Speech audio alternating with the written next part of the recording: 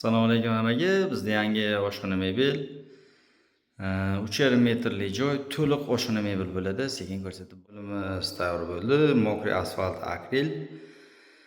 Xo'p, pasti 85 santimetr balandlikda, tepasi 80 santimetr balandlikda bo'ldi. Xo'p, nimalar bo'ldi? Toshkent stilishli 3,5 metr joyimiz to'liq qilingan. Tepalarda 2 qavatdan polkalari, oshxona vakuum. Xitoy moykasi qo'yilgan.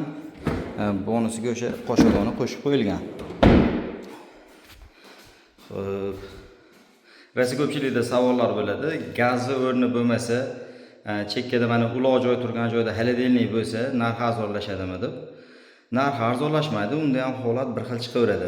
Mana shuncha joyga yetadigan material o'sha joyingizga ham baribir kesilib ketgani hisobiga narxi mana shu bilan bir xil chiqadi.